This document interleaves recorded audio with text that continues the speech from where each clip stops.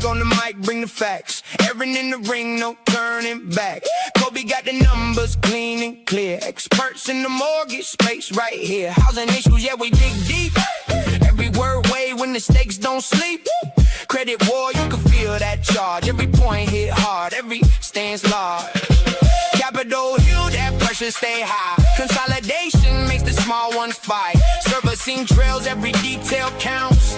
Say it plain, then we write it out. No surrender.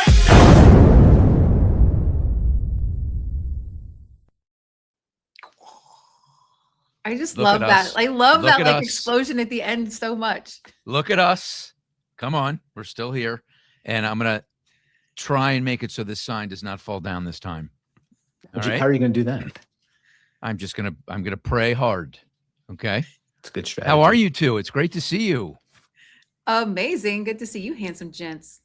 This is live. Thank you. Just so everybody knows, this is not taped. This is like real deal. Anything goes on a Thursday at 1:01 p.m. Eastern time. We've got some fun stuff to talk about.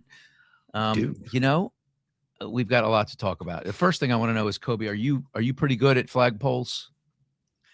You know, it's been a while, but I feel like if I had to get back into the flagpole game, I could pick it up pretty easily. But, you know, again, it's been years. There's a lot that goes into being a flagpole expert. Are you aware of that, Aaron? You gotta have it. There's tapered, straight up and down, right? Aaron, they're not all straight, as you both know. Some of them are curved. Some poles. Which doesn't make them bad. Of course, no. It's not about the flagpole. It's how you use it. And apparently, President Trump, he is an expert, and we're just going to take a minute to listen to why. I donated the flagpoles, one on each side, because the White House didn't really have an appropriate American flag. It had a small one on top. We left that, but it didn't have an appropriate American flag. And this is a great pole. This is the top of the line. It's tapered. This isn't a straight up and down job, which looks terrible, frankly. That's a tapered pole. Great. I'm very good at flagpoles. Small one on top, small one inside. Very consistent White House. Oh Tapered. my God. That is He's so good at flagpoles. He's amazing at flagpoles. Who knew? That's very critical. Hey, so before we get started, I thought I'd keep it light for a second and answer a mystery. I'm going to solve a mystery here, at least for this one supermarket. So about an hour and a half ago, I rushed to my local supermarket here in Northern Virginia. And I'm not going to tell you anymore. Just watch. Okay. It's away from no surrender. I'm taking a walk to answer a question that I bet you've never thought of before. Here we go. Here's the question we're trying to answer. Is it legit to put your hand in the grape bag and to try them out to test the sweetness? Is this legit, or is that stealing? And have you done it before? That's the question. Just want to show you something and ask you a question. You're the manager here? Awesome. Is it okay when you have a bag of grapes, if you want to taste the grapes to see if they're sweet or not to your liking, or is that against the law and the rules? You can try grapes. You can try grapes? Yeah. It's totally legit to do that? All right. Do people try things? Yes. And that's okay. It's not against the law to do that. It's like a known thing. Trying something you can try, taking a bag and eating a bag while you're shopping is different. Oh, obviously. Yeah. How about like picking up apples and like pushing the apples to see if they're pruned? You know what I mean? Like I pick up apples, I push and see. Okay. Is that equally okay? Or okay, yeah. All right, all good. He said, "Of course." Myth Is that busting. amazing? Myth busting. Who was filming at that wide shot? My assistant happened to be in town. She gets an assist, but I mean, is there anyone out there that's not stuck their hand in the grape bag? I don't think That's I what I want have. to know. No, You because never have. everyone has stuck their hand in the grape bag, and you don't know who else is like hand grinding. That's what I'm saying. In your mouth. It's like peeing and not washing your hands and opening the door with that bare hand. And then It's you're putting it in your mouth. Yeah, like what hands are allowed in the bags? I mean that's unbelievable. That dude had a very pro bag and hand in the bag policy. It's very I don't know that that's true custom-friendly. across all grocery stores. That looked like a real kind of upscale one in Northern Virginia. As No, you're walking that's not what in. that was. That's not No? what that was. It was just it was Okay. the Giant in Okay. McLean, and it's legit to put your hand in the grape bag. That's And how now cyclospora outbreaks happen. I'm out on that. yeah, like what if a COVID hand goes in that bag? You know what I mean? Like, well, COVID, I mean, anyway, yes, all of these things, the fecal, all the things.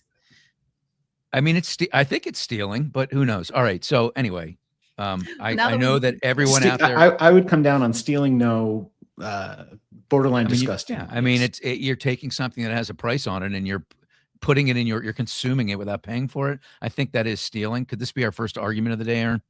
I just don't understand Kobe saying it's borderline disgusting. Like that is flat out That's gross. amazing. Yeah. Gosh. Like, hey, look, I've next read time, hey, everybody, about the amount of fecal matter that are on people's hands. Yeah, everybody, next time Kobe Hackalier reaches out for a shake, tell him you got a cold. How did this fall on me? Borderline disgusting. I'm trying to be diplomatic. I'm trying to be loving. And somehow now I'm called out for a video I had nothing to do with. Ugh, that's the liberal in you. How did all the drama at Better fall on Vishal Garg? This is going to be our first topic. There's drama at Better. Better no more, Kobe. Yeah, it's been a little bit of a roller coaster for Better and Vishal Garg the last couple of weeks. You know, I think it was August 3rd that there was sort of a not kumbaya, but it was a mutually agreed, like, all right, we're gonna take a new path here. Our losses have been kind of mounting. It's time for Vishal to step aside and for a new CEO to come in and perhaps build on some of the trajectory that had been building and give the investors some confidence that some changes are being made. That deteriorated like 10 days later, 11 days later, when Vishal went on the offensive, and then the board went on the offensive, and the board's changed its tune and said Vishal was terminated because of certain, because of the numbers, but also because of his temperament and because of how difficult he is to work with. Vishal countered and said, well, I've got enough voting rights and a big enough voting block to take back the control of the company. It turned out after that, there was another twist where he really didn't have the votes to take back the company. There's a whole other element to this story where there are not enough independent board members, meaning board members that aren't family or have financial material ties to the company. And so that's an issue with the NASDAQ, although they can still fire him if they want to, which they did. So this is now turning into some serious drama. I wrote a post earlier this week saying that, drama aside, because there's always going to be drama when people are fighting about money and power, but all of that aside, it seemed like Better was on a good trajectory. Now they were still losing money. The value was down. The losses were still mounting, and there wasn't a clear path in place for how this was going to get turned around. Although there was a strategy that Better was mounting. So just to give you some numbers around what I consider to be the structural case for Vishal coming back to take over the company, which, by the way, Steve Jobs did at Apple after like a 7 or 8 year absence and turned that company around. There has been other instances of that, usually not 2 weeks later, but there is precedent. So funded loan volume, $1.5 billion, up 56% year over year. Revenue, $44 million, up 77% year over year.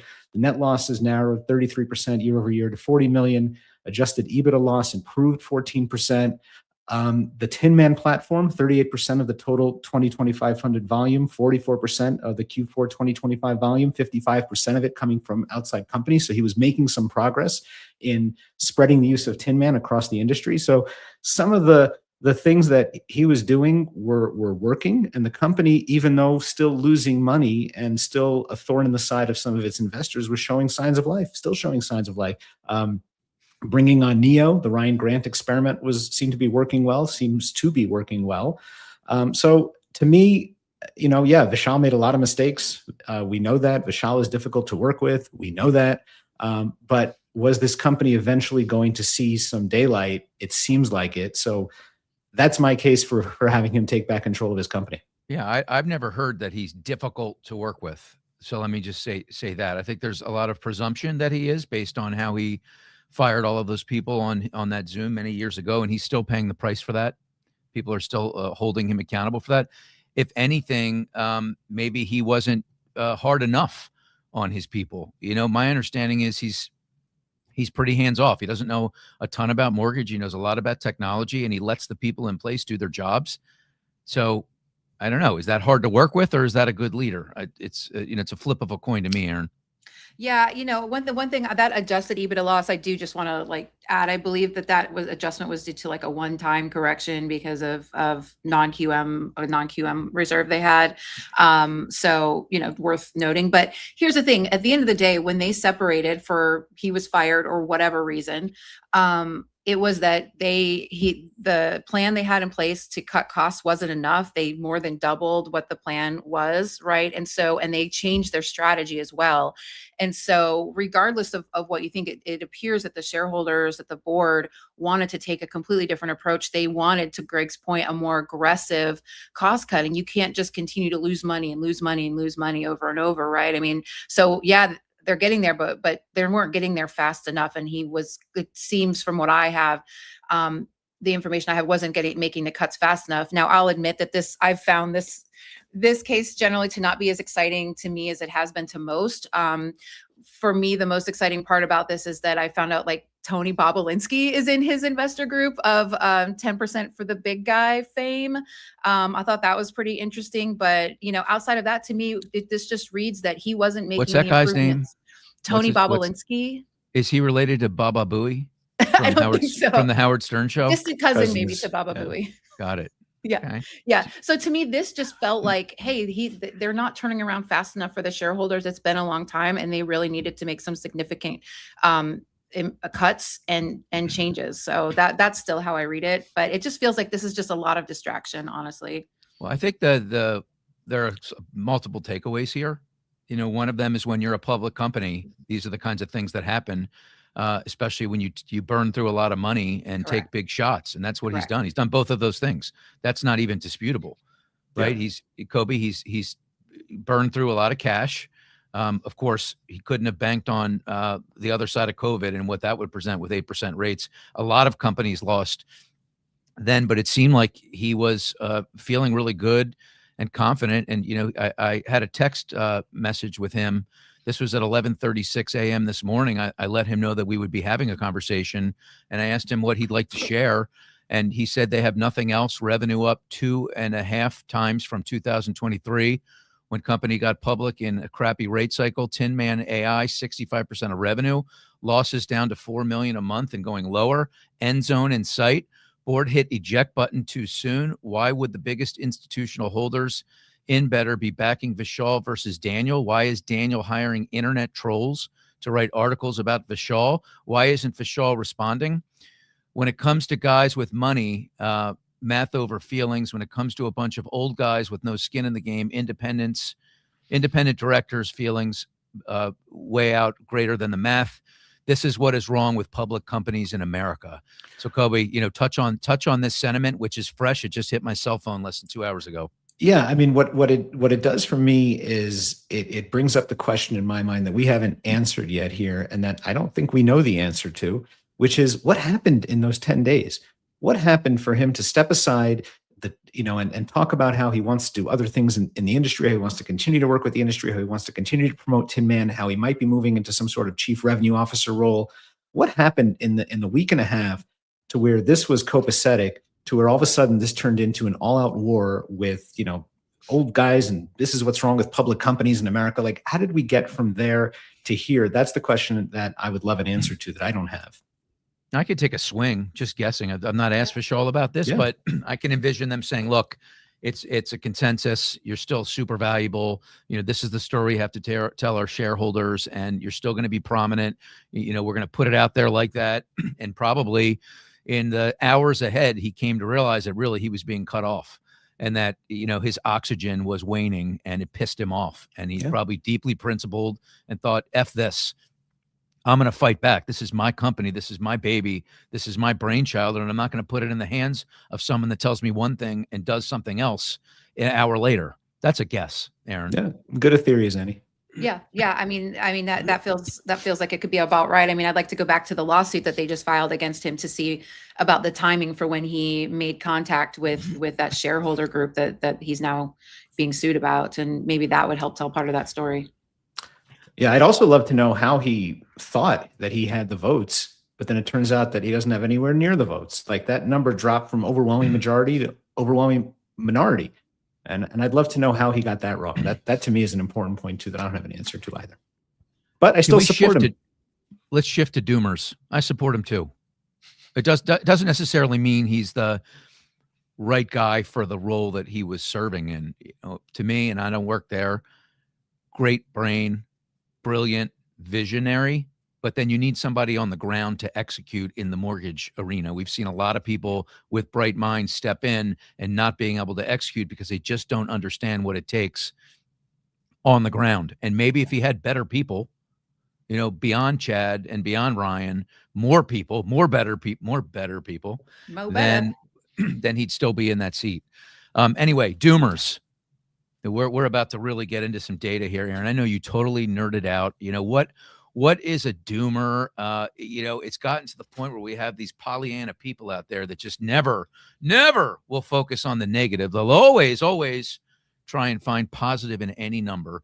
And the fact of the matter is we're in an environment right now where you really don't want to turn your cheek, where I think it's our responsibility as an industry to, you know, to speak the truth and to be realistic and to really peel back what ails us and the headwinds that we have. Now, what is that fine line between always being negative and bumming people out or speaking the obvious too many times and being optimistic? You know, we're going to try and figure out here, Aaron, how we're going to straddle that fence, and you can kick it off. Yeah, I think it just goes back down to you have to, when you're talking about the data in the housing market, just look at the truth. And you can't say I'm going to be super optimistic or I'm going to be super pessimistic, because then at that point you're trying to skew the data to your own viewpoint. And I do find that most of the people who are, you know, Pollyanna-ish or who kind of naysay the doomers so much is they often look only at the macro, right? They're looking just at the you know, the top level national data. And I think there is truth to the fact that when you look nationally, right, things look a lot better than when you start to break things down and look at different income brackets, different loan types, different geographic areas. And for me, and Kobe brought this up when we were doing our pre-production call that I thought was just such a good point. Whoa, hello, my ghosts are going off. What happened? Your lights went out. My lights went off. I was wait. Do you have a clapper? Did you just clap? We'll find out next time. No, I just flailed wildly like I'm in Team That's America, trying to get them to rescue me. You know, I think the whole point is you just have to look at the data. You have to educate. To Kobe's point before, he had a loan officer reach out to him saying, "Thank you so much for this data. This is helping me become a better, more trusted advisor to my clients." And that's really what we should be the goal. I had this conversation with one of my sales managers last night. The goal should be to provide education so that when we're out in the field talking to consumers in whatever role that we have, we're able to help them understand the market that they're in and exactly what is going on, regardless of whether it's good or bad. And so to me, whenever I see someone that's just saying, "Hey, everything is all good, we're fine, we don't have any issues," but there's issues below the surface, I think those do need to be brought up, not to say I'm being overly doomerish, or I think that, you know, the world is collapsing and it's the great financial crisis again, but just to say, like, we need to be looking out at what the greater ramifications are. And to me, I think a perfect example of this is with foreclosures and with the FHA data. So if you want me to, Greg, I can get right into that. I want you to nerd right out. Show us what you got. Let's go. You love this. I do. I'm so stupid. I love it. No. So if you look at the FHA data, and I've talked about this before, the issue that we have is these people who are going through the partial claims process, they are seeing a redefault rate that's really, really, really high. And so we now have the changes that are working their way through the system, right? And so what we're saying is that if you've already taken one of those bites at the apple, partial claim, mod, whatever you want to call it, you are 5 to 7 times more likely to redefault. And we're already seeing that. So we have of the loans that have a prior, this is from John Comiskey. He's amazing, reverse finance engineering. If you don't follow him on Substack, you absolutely should. And he goes back and does all of the data research. And for loans that have had a prior partial claim, the default or the the delinquency rate on those right now is at 47%. The SDQ rate, the seriously delinquent rate for these with a prior partial claim, is at 27%, right? So we're all like, hey, FHA delinquencies are high, they're moderate, they're flat at 5% at SDQ. But if you look at all of these people who have already had a partial claim, that SDQ rate is up to 27%. Chris Maloney from Bank of Oklahoma earlier this week had a really good write-up about those loans that were modified to a 40-year term are being bought out at a record rate because they are all redefaulting. And so the thing that I think we need to think about with this is yes, the foreclosure rate right now is still very, very low. But once we start to get 6 months or more out, I think we're going to see a significant increase in foreclosures, specifically on the FHA space, because we do have all of these people that are redefaulting. We have no more can you take continuous bites at the apple. You get one every 24 months and that's it. So we're going to see in about 6 months, once these claims have made it through, we're going to see a spike in FHA foreclosures. And a lot of the areas where these are delinquent are high FHA areas. You're looking at Florida, you're looking at Texas.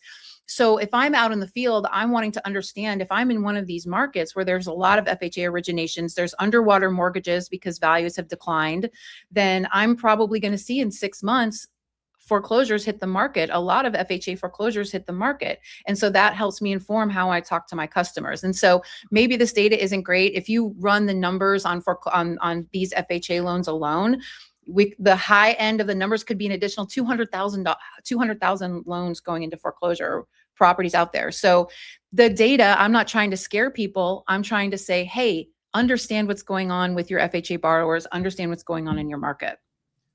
That was so much doom, Aaron. You're a doomer. Get out of here. You're a doomer. You people. I'm the worst. You're the worst. You're a doomer. I'm going to take 2 bites of the apple here, even though Aaron says I only get one, but I'm going to take 2. Are you gonna squeeze it first to see if it's pruned? What did you call it? Pushing it? You said pushing the apple? Pushing the apple. Yeah. It's spoken like someone that has never bought produce in his entire life. He has people that buy his produce for him. Okay.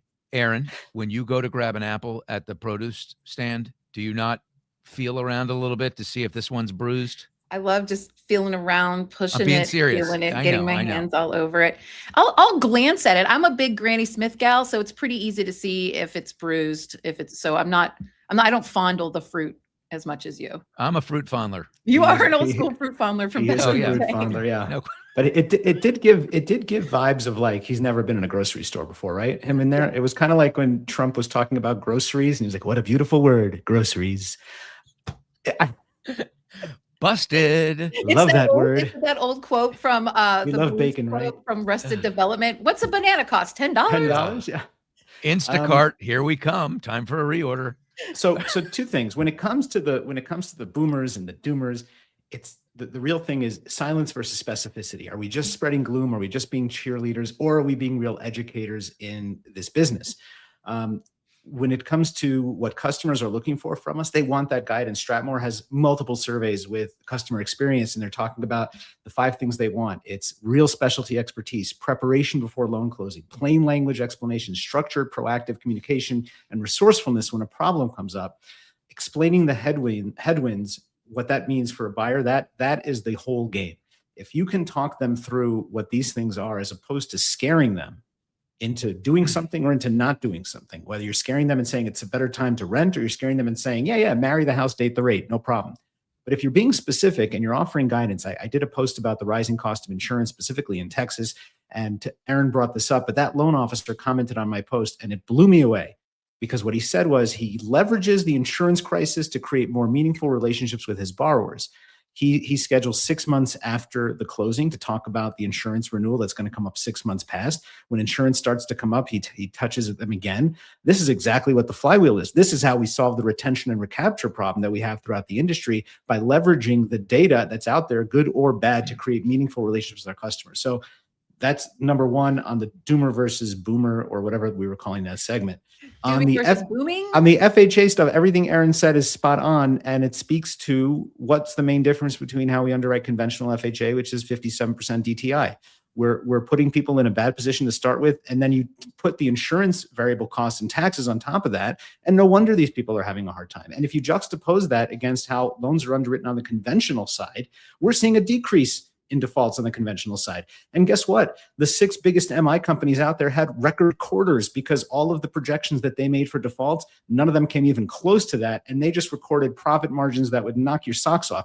50% or more profit margins for these mortgage insurance companies, as opposed to Rocket that had an unbelievable quarter, was at 8% margin. So if this K-shaped economy keeps showing up in our shows every single week, where we see a juxtaposition between the people that are doing well and the people that are headed for disaster, and this is a perfect example of that. Well, the numbers on the FHA side, the latest ones that I could pull: serious delinquencies, 227 basis points. HUD's FHA serious DQ 6.80 versus 4.50, plus 230 bips. FHA delinquencies close to 12%. VA delinquencies close to 5%, up 57 basis points. Total mortgage delinquencies 4.37 plus 44 bips. Serious delinquent now 2.06. I could go on and on. There's a page full of stuff here.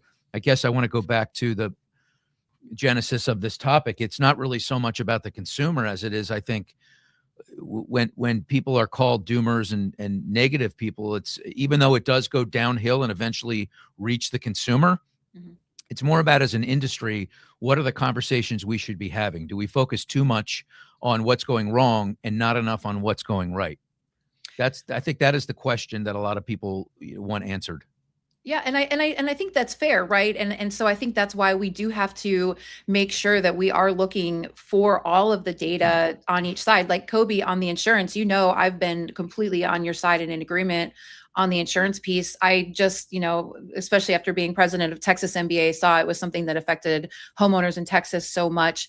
But just this week, we just saw Ben Maddock came out and said that right now that insurance companies are actually starting to get back into the game, and there's actually now more competition.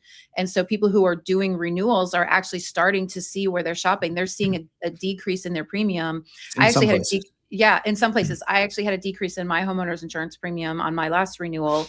And now there's more insurance companies competing for business, and it's up significantly over the last 2 years. And so, and we also, these areas, we didn't have massive hurricane seasons come in the last 2 years, right? And so far this year, knock on wood. And so I do think that is where we just have to make sure that we are acknowledging where, hey, in certain areas, yeah, maybe this is getting better. And it's great that we're having more competition. It's great that renewals are going down. We're still double digits ahead of where we were in 2019. And so insurance costs are still really bad, but maybe it's a good sign for things going forward if we are starting to see leveled out, because they are being qualified at that higher rate. And now if they're starting to see some relief in premiums in certain areas, that's a great thing. And so I think Greg, to your point, that's what we just have to do, is make sure that we are bringing in all the data points. Yeah, for sure. I'm not sure I agree on, on where the insurance is going. I think we're seeing a slight reprieve, but the profits are super high. I think they're bringing back down some of the rates in order to capture more market share. And when they do that, they'll raise them again. Some places like Florida are seeing a little bit of relief. Texas, it seems to be getting more expensive. California, more people are on the California Fair Plan now than ever. Those numbers are staggering, and they're not coming back here. State Farm, Allstate, they're not in California. They're not writing any new policies, at least.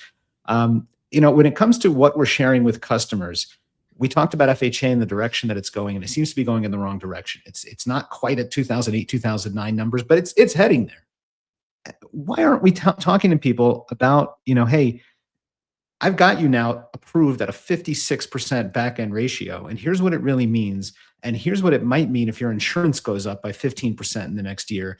How's your job looking? Do you feel comfortable? Are you up for a raise? Are you up for a promotion? Do you think this is something you can get comfortable with? Here are some of the other variable costs involved.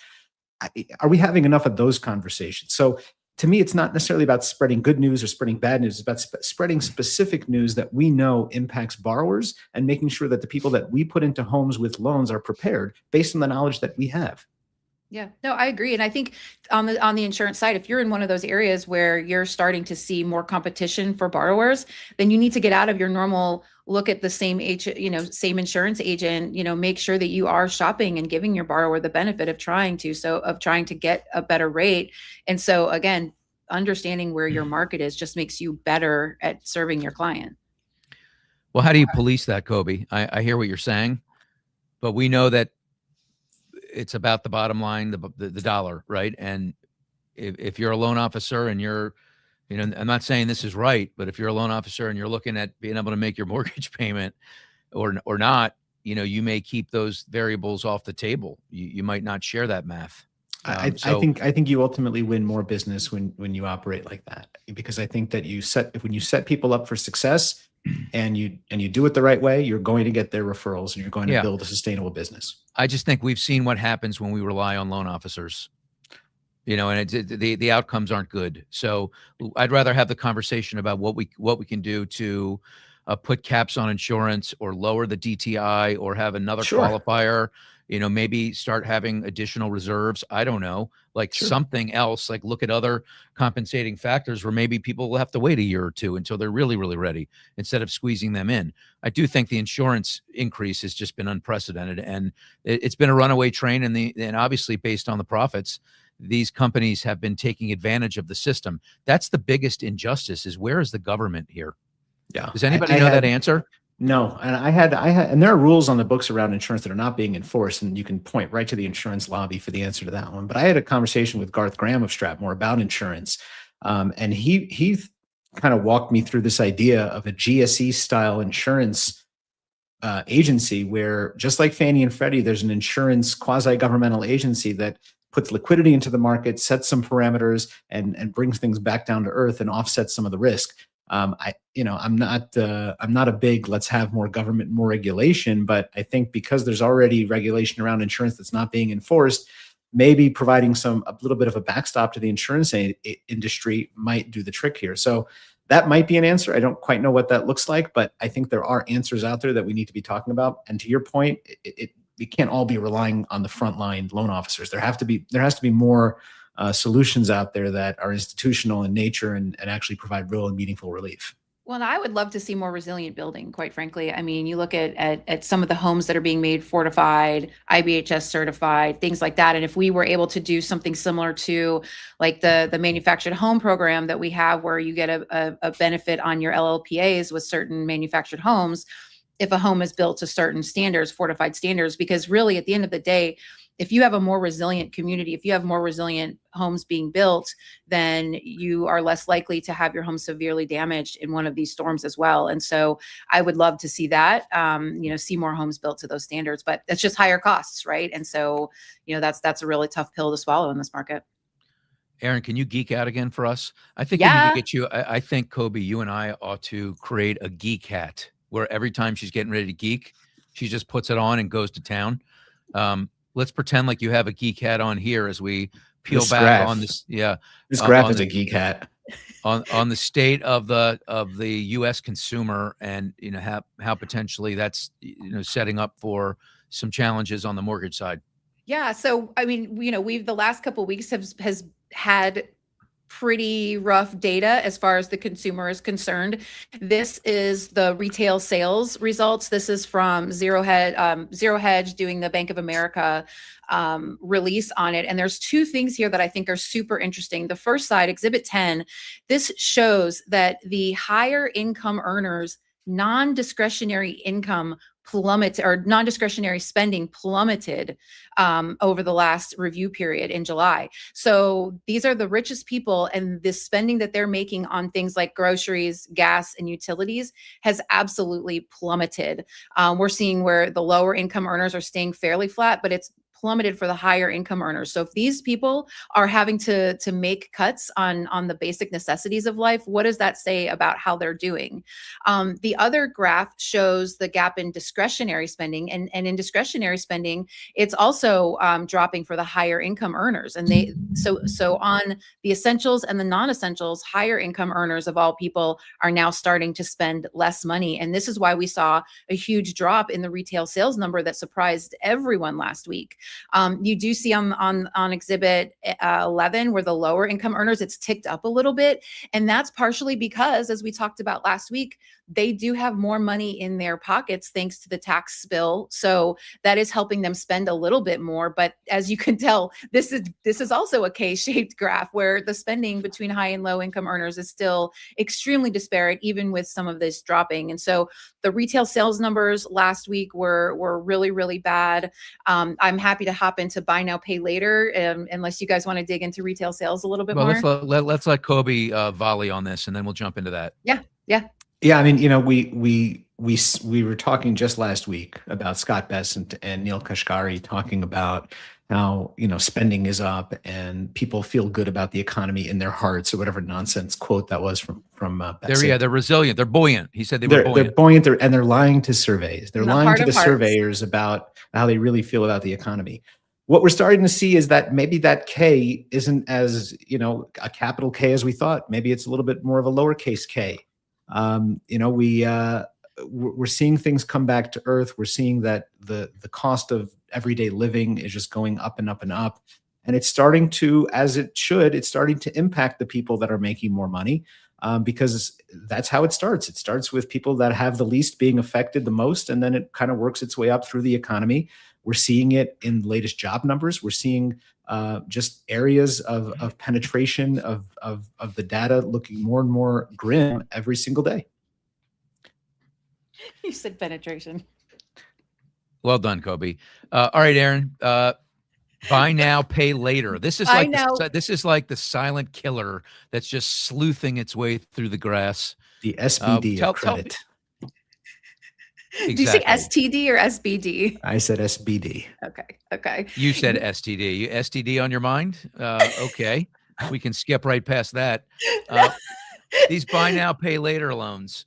Yeah, they are, and we see it in underwriting every single day where people are making more and more use of this. So some numbers for you guys on this. Buy now, pay laters grew 1,500, almost 1,600% from 2019 to 2023.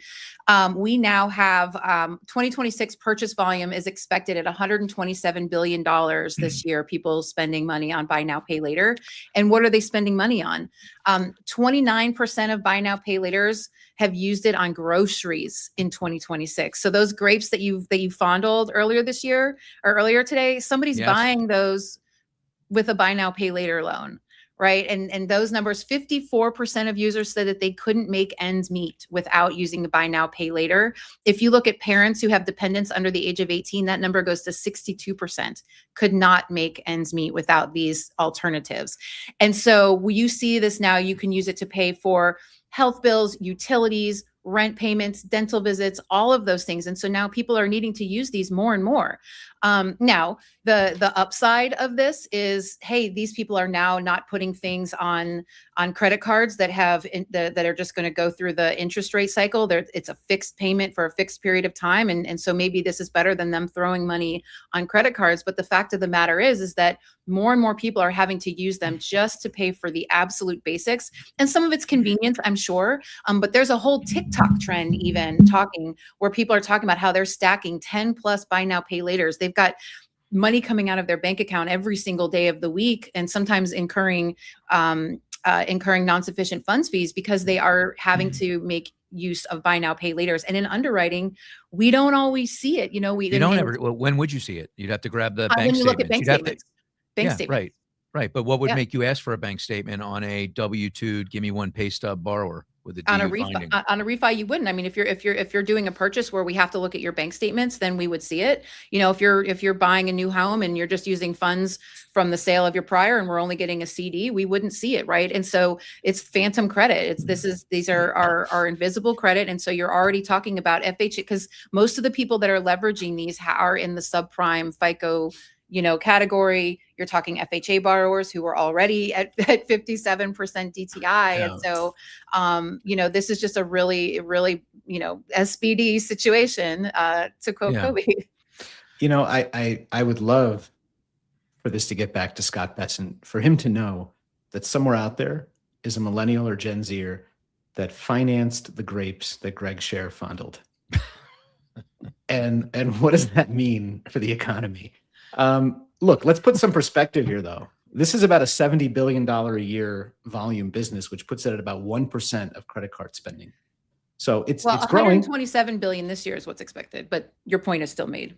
So yeah, I mean, it's growing. It's growing by 20% every year. What is the point of that?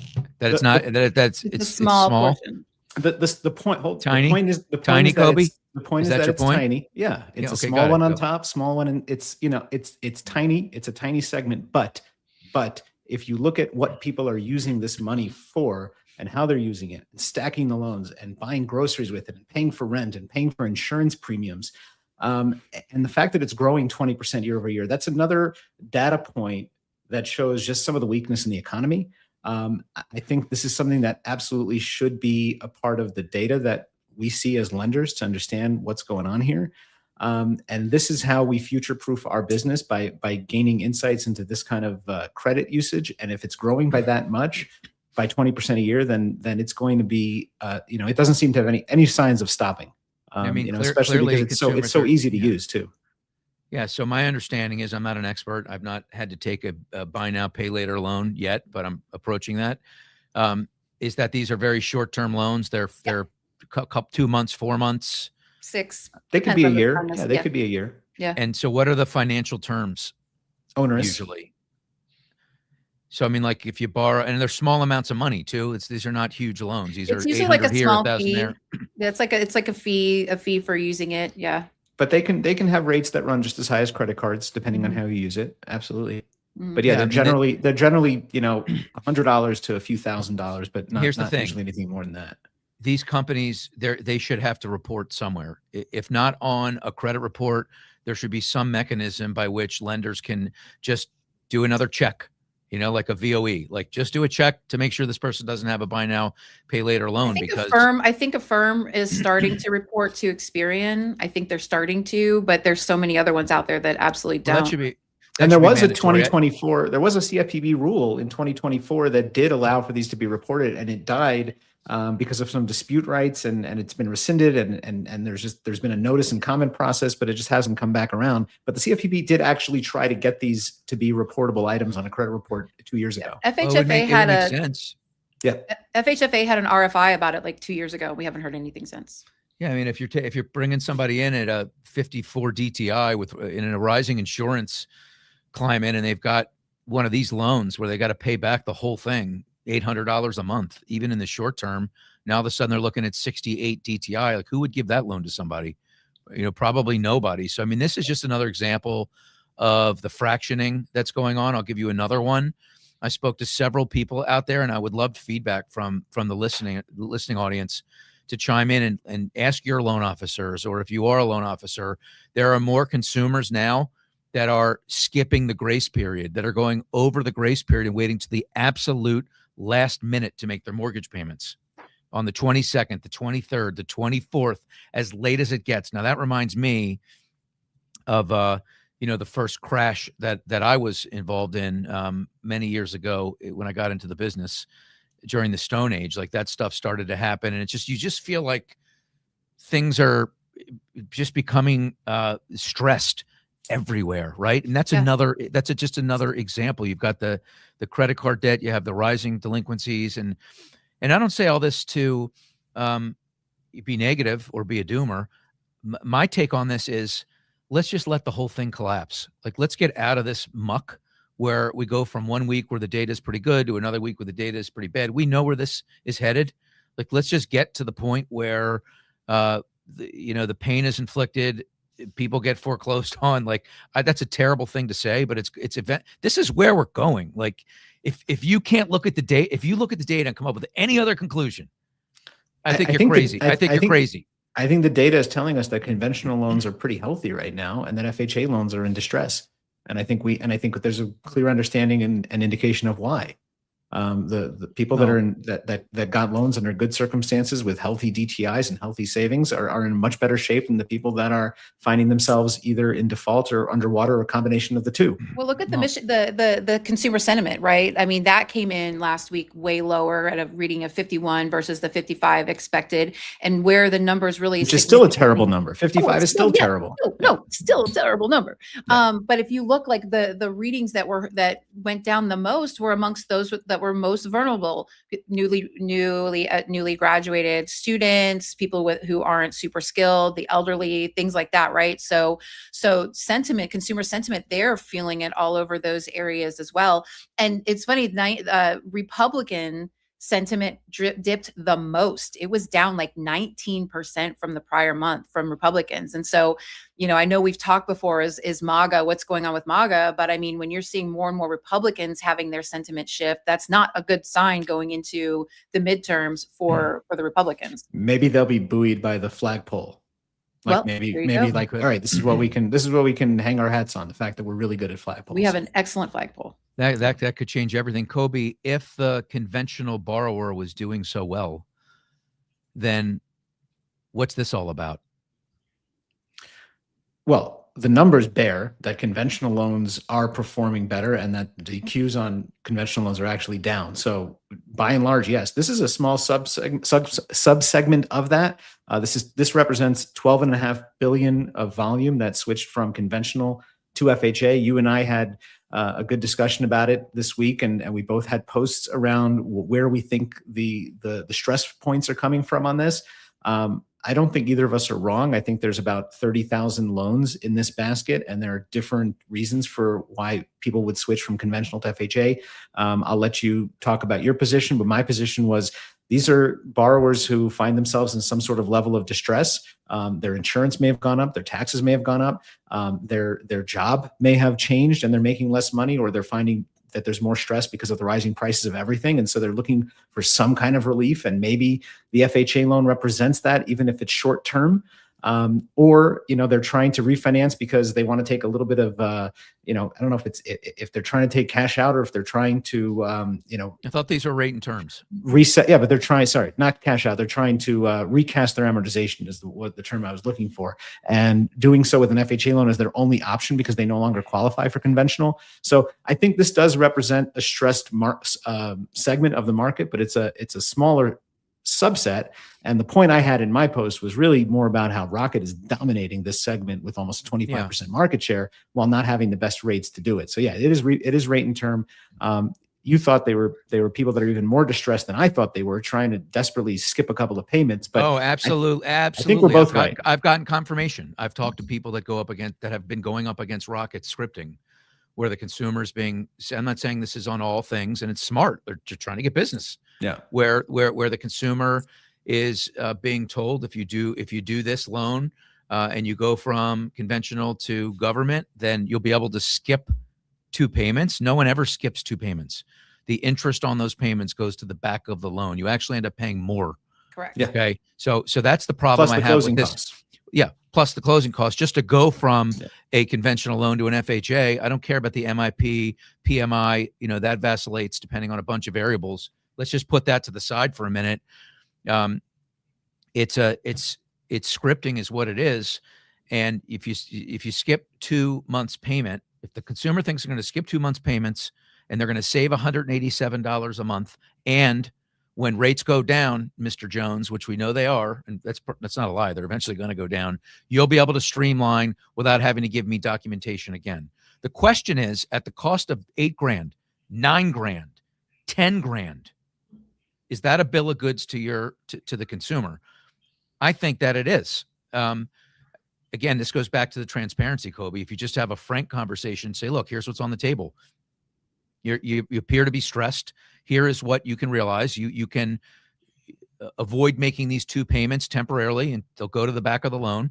It wouldn't be a lie to say you probably will never make those payments, because very few people stay in a home loan for 30 years, and it's an FHA loan. I don't know what that average is, Aaron. It's probably, you can nerd out on me and probably tell me it's eight years probably is the number.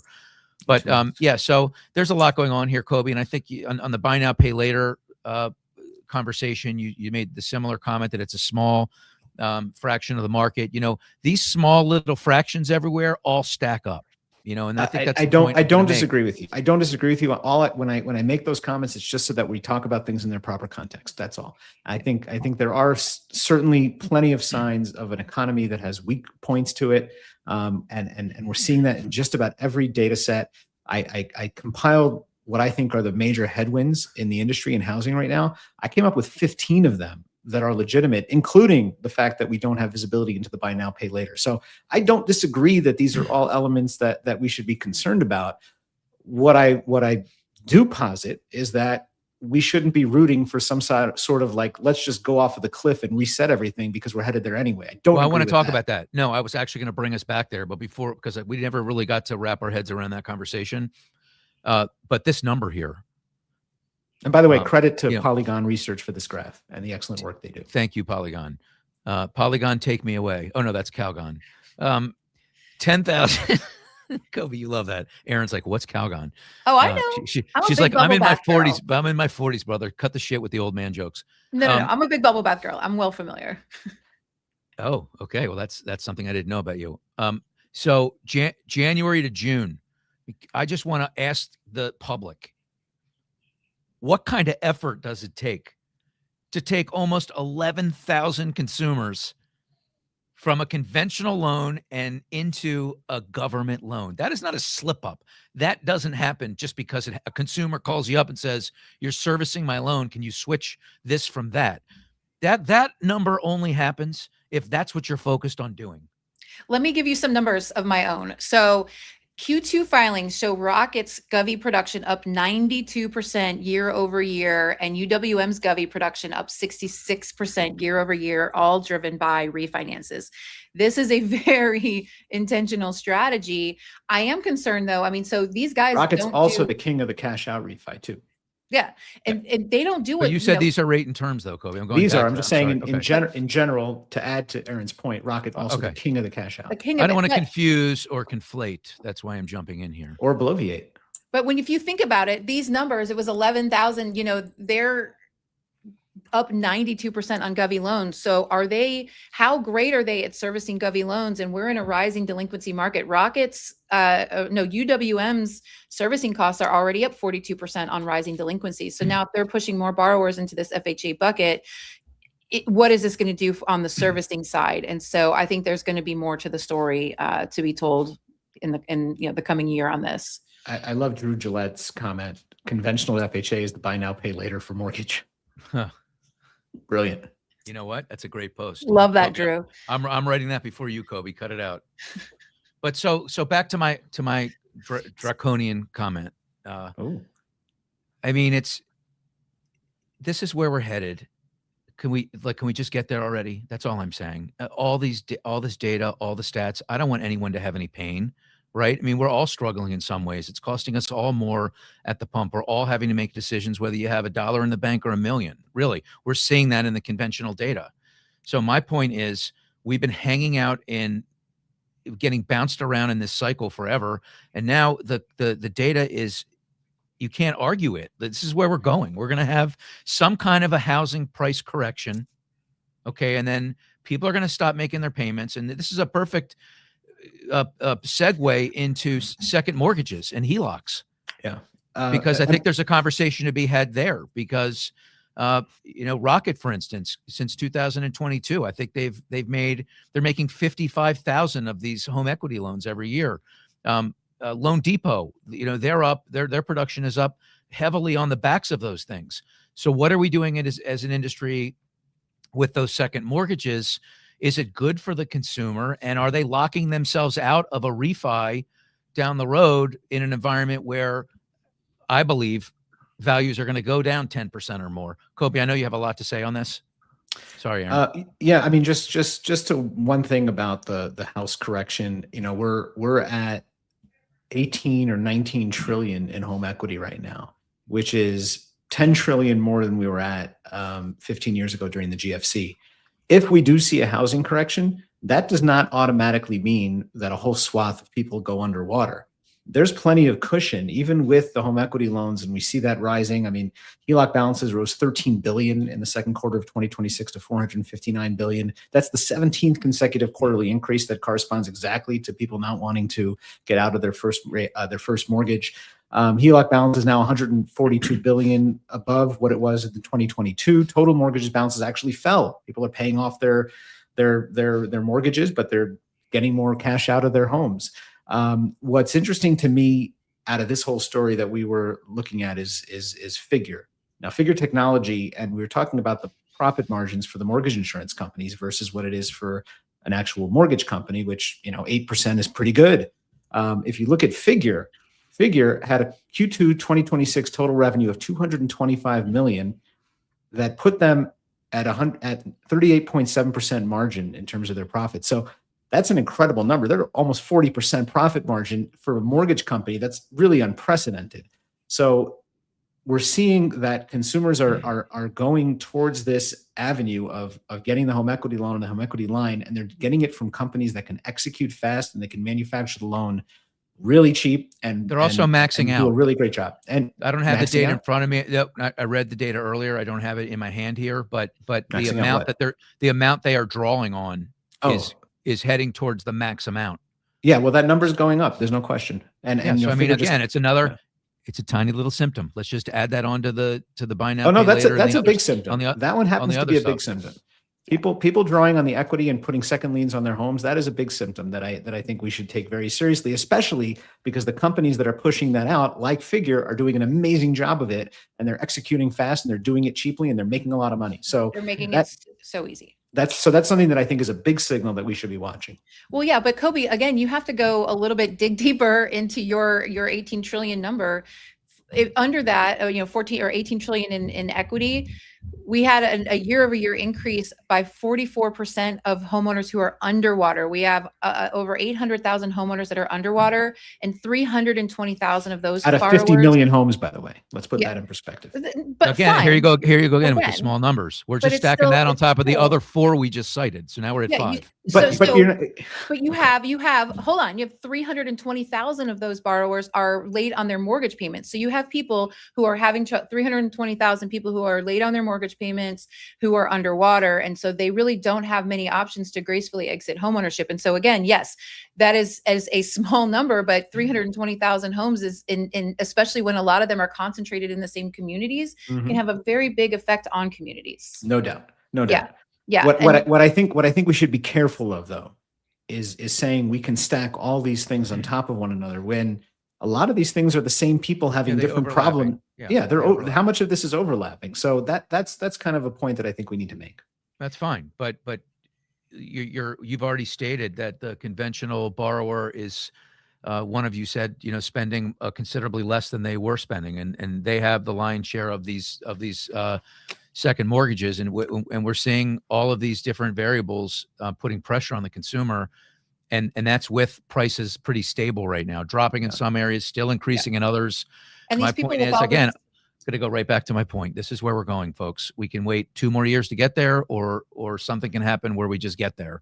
Where I think this is a big signal is the fact that if the conventional borrower today is in decent enough shape, they're making their mortgage payment. They are. We know that, even the ones that have MI. But start crushing their equity with these equity loans and lines and stacking payments on top of that as they're drawing, and maybe that starts to break. So I think it's something to keep an eye on. This to me is an important data set. Well, and the foreclosures do come into that, because these people with a ton of equity, if some of these 320,000 end up that are underwater going into foreclosure, they're going to have to sell at a discount. That's going to affect property values, and that's going to affect equity that these people have. Right now, that 18 trillion is on paper. It's not realized. And sellers are there's right now more. We saw all that data this week, have more sellers than buyers. Sellers are coming down on their prices. And so, that 18 trillion is a pretty on paper number. Agreed. I had a train of thought, but we're going on an hour now. Aaron, do you have a hard stop here, or can we keep talking? I have no more 2:00 CEO meetings. We can continue. Oh my God. Can we go till like tomorrow? I don't know. How long can you go, Greg? Not until tomorrow. I can tell you that. In fact, it's over just like that. And he's Look, this is a serious conversation, even though we're laughing. I just want to read a couple of stats of my own. Of the 495,000 FHA loans in the 2023 vintage, 82,000 now carry a second, third, or fourth lien. 73,000 have seconds. 14.8% nationally, totaling 880 million in subordinate obligations. Those people, like when FHA approved those people, DPAs? Huh? Are those DPAs?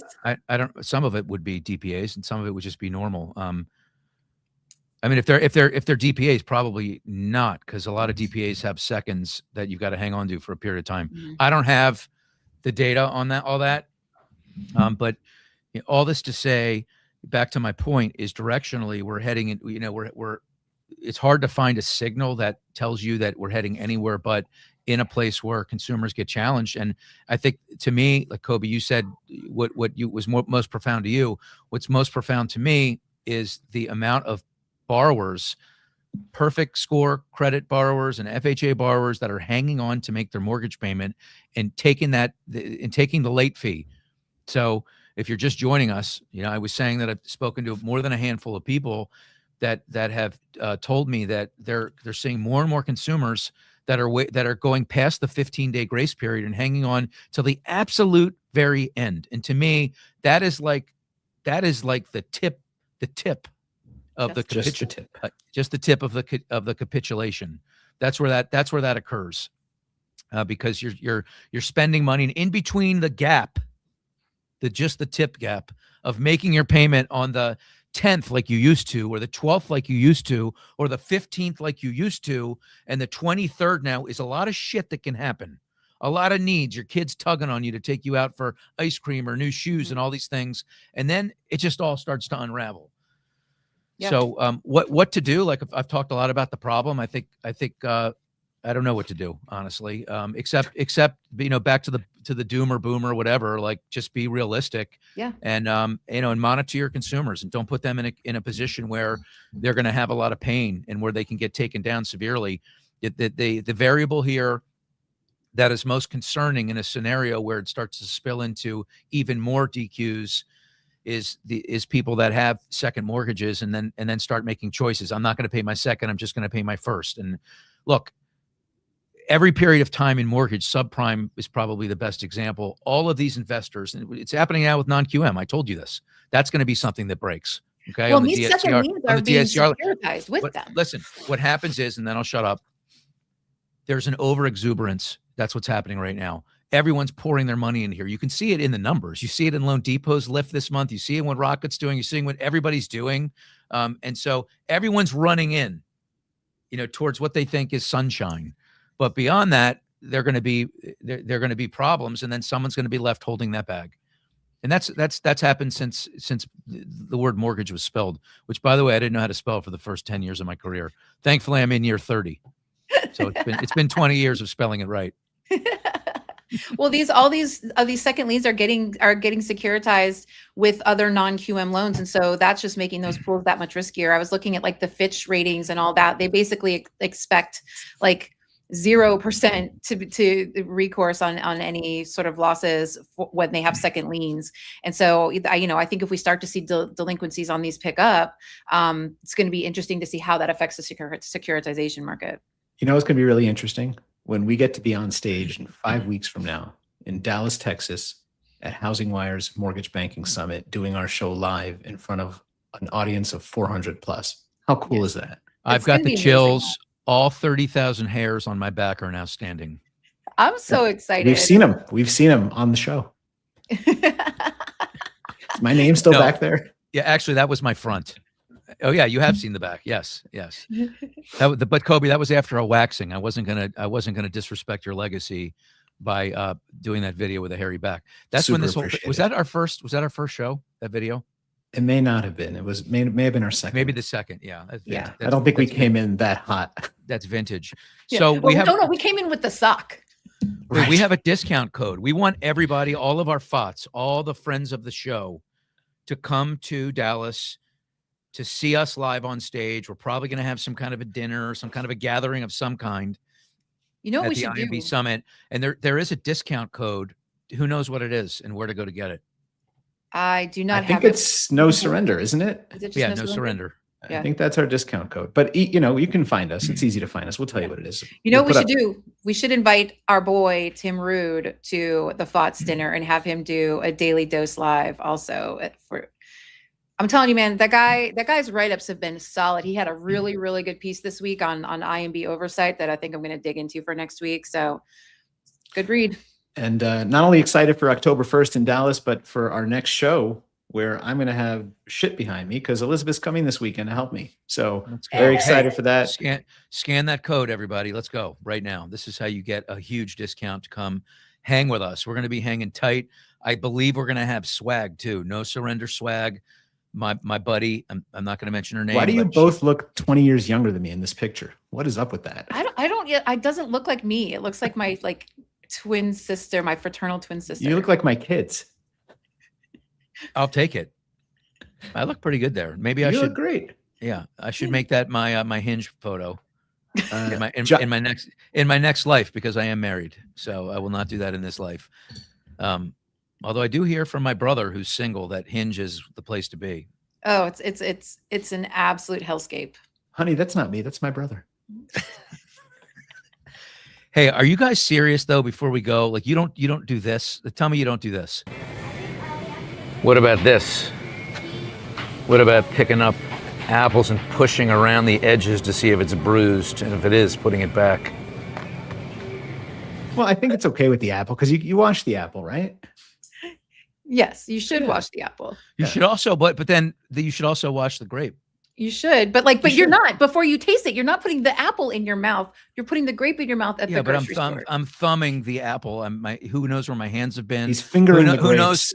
Who thumbing the knows if apple. what's on my hand will even come off with water? Right, with but a I'm rinse. I'm talking about like when you are you're not putting the apple in your mouth at the grocery store like you're Snow White, but you are putting the grapes in your mouth at the grocery store. That's the gross Yeah, but I'm thing. not taking it. But that's all this. You're talking the same thing. It's not like I'm taking the grape out and putting it back in the bag. I'm consuming it. Just I have know. just have your assistant taste the grape. Other Whoever people took have that- touched the grape. We have different taste buds. True. I have like a ton of these ideas right now in my head. Every week I'm gonna run one off the top. I have a really good one. I cannot wait. I'm mean, here for I have- this. I'm here for it. Next And week. we need it- Next week, is it okay to steal toothpaste from Target? What about like all the stuff from hotel rooms? You know, because they give a lot of stuff out. Are you supposed to take that or leave it behind? I mean, Well, they're very specific about what they're okay with you taking and not. Yeah. The lotion, yes. Yeah, The towels, robe, no. not so much. Yeah, slippers, no. Hey, I seem to forget one subject every week. So have I done that this week again? You have. Which that's subject was We that? can. The America spying on its own citizens. Oh yes, Aaron. We still have time. Let's talk about this. Are we getting spied on? Brought this up. Kobe brought this up, but only because he knows it would trigger me. It's true. It was It's true. total. I clickbait mean, for look, Aaron. I know I- nothing. I- I know nothing about it. Let me just give you my. I like to lay simple- little traps for Aaron. It's fun. Let me give you my simpleton 30 IQ version here, and that is that if the government is trying to find bad people by spying, and they happen to run across a couple of good people in the process, and it's not intentionally trying to be invasive in people's lives, there's a purpose behind what they're doing. I'm good with it. Until it Wow. gets misused like it has with the flock camera time and time and time again. And we've had police officers lose their jobs over it because they're misusing it. In the case that Kobe brought to me with that showed where DHS was spying on people in Minnesota after the ICE killing of Alex Preddy, they actually were also using AI to identify people, misidentified someone. So they're surveilling illegally. They're using AI and misidentifying people that is having legal ramifications for them. And now these people are having to defend themselves. And this just goes back to Edward Snowden. We have rights in this country. We have a First Amendment, and the government should not be spying on us without a warrant, without probable cause. This is all the same. They should not be doing it. And I understand, if you're not doing anything wrong, who cares? Well, it's because we have basic constitutional rights in this country. Yeah, I mean, this is what the government's really doing in all these cases. If you go back to COINTELPRO, when they were surveilling Martin Luther King, the Palmer raids, the PRISM program. What was the thing with Snowden? What was that called? That was PRISM, right? FBI, Occupy Wall Street, the Standing Rock, Dakota Yeah, Access all of it. Pipeline. All All powered of by it, Palantir. yeah, all of it is to do one real thing, which is to prove a conspiracy. Because when you're able to put forth a conspiracy charge, you don't have to prove that individuals committed a crime. Number one. Number two, anything the people that you're charging within that conspiracy that they say to each other is now admissible in court. So what the purpose of these surveillance programs really is to lower the bar on prosecution, which in and of itself is a super scary thing to know what the government is involved in. And so to your point, Greg, if you cast a wide net to catch some bad guys and you happen to catch a few good ones, that's actually the quiet part out loud in these operations, is that they're trying to cast a wider net and get more people in trouble and prove their point. And it should scare us as citizens that this stuff goes on. So I partly, yes, to lay a trap for Erin, because I know she gets riled up, but this stuff bothers me too. And it should everybody who's an American citizen who loves the Constitution as much as I do. Yeah, absolutely. We should absolutely be watching this. And I'm sorry. Oh, see, look, Palantir is Wait, watching me again. They're shutting me got down. It's all powered by Palantir, and I'm sorry. We should just not be as cool with them being all up in our business like we are. All right. Look, this has been a great show. And we always say it's our best. This is definitely up there. Appreciate it. Love the shirt, by the way, Erin. Thank you. Quite lovely. Do you have to tie that bow, or does it come like that? Oh no, well, I mean, kind of. It's whatever it is. Yeah. Yeah, whatever. It's quite lovely. How are things at the new job? Thank you. I love it. This is such an amazing company. I was actually able to attend the retirement party for the woman that I am replacing last night, and to just see people that have worked with her for 20 plus years, who just the love around her, the sense of community, the sense of family. I got emotional. I cried, and there's such wonderful people here. I love it. That's amazing. Great note to end on. This has been an amazing edition of No Surrender. I think it's number 15. And the funniest part of where we are in the show is that Nayung thinks I'm going to forget to pull her up, and it's just not happening. So Nayung, we'd like, and we've got to plug Tim Root too. Yeah, don't forget Tim Root's Daily Dose. That's what I'm saying. We did it. We plugged him. We can plug him twice. Keep plugging Tim Root. Yeah, Tim Root is a brilliant guy. He is inside the Beltway. He has a free newsletter. It's incredible. It is just rich with information, and I encourage everyone to sign up for it. How do they do that, Erin? Just go to the Daily Dose. Just Google Daily Dose. Go to his LinkedIn page and follow him. Sign up for it. You can get it in your email. You get it on your LinkedIn page. And I'm gonna be using some of his information heavily next week. I'm really excited about it. All right. Until next Thursday, I think we're dropping it. See you, everybody. Thank you. No surrender on the show. We go toe to toe. What's fair? What fails? Who gets the own?